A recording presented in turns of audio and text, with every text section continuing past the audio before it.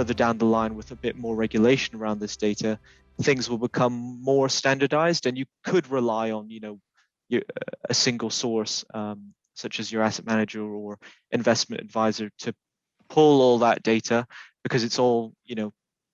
sent across in a like-for-like basis. But I think as we stand in what we're seeing in practice today, yeah, there is real value in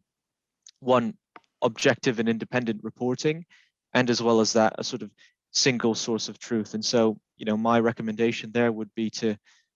speak to your service provider, speak to your asset manager, speak to your custodian, speak to your investment consultants, and see what data you can get your hands on, and see if those methodologies behind the data that's being sent across, fit in line with what your expectations are, and if they'll meet your reporting obligations as well.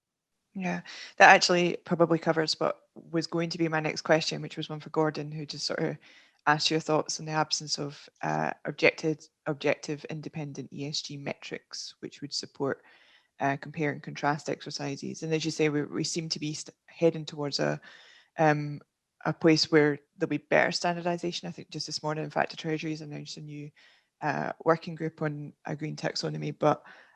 it doesn't feel like it's going to be in place come October. So we'll see where that goes. I mean, one thing I wanted to ask you from your presentation was there was a slide where you referred to scope 1, 2, and 3 emissions, with scope 3 obviously being referring to supply chain, which I think is a phrase that strikes fear into the heart of every trustee. I just wonder, how important do you think scope 3 is, and also how easy is it to have access to that information? Well, the simple answer is it's very important,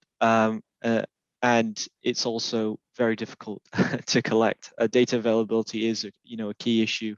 and a real concern of schemes at the moment in light of, the TCFD requirements. And luckily, I think, the outcomes of the recent paper from the DWP start to highlight, they are aware of those concerns around scope 3 data, and they're taking a more of a relaxed stance on collecting and reporting that scope 3 data, at least for the first year worth of reporting for schemes, which I think it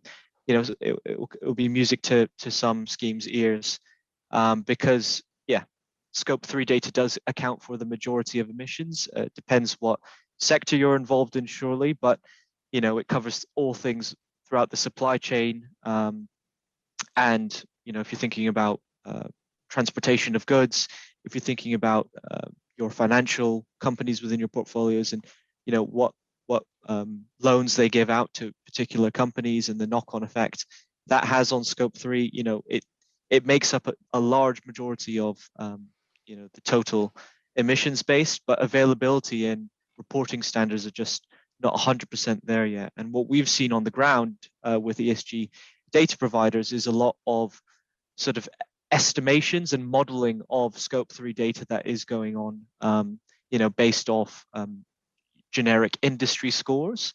And so I think that fits nicely in with another DWP recommendation in terms of having that best endeavors approach, or working as far as you are able, in quotation marks, because they understand the challenges around data availability at the moment. And so having that 1 year buffer, I think, is great, and that gives time for the industry, schemes, and the underlying sort of holding companies to really push for scope 3 emissions, and fight for change in that area and improving the overall availability of that data being passed on to reports, because it will be a must-have of TCFD reporting metrics and targets, and then that has a knock-on effect on everything else you're doing around governance and strategy and managing those net zero targets if you've got one.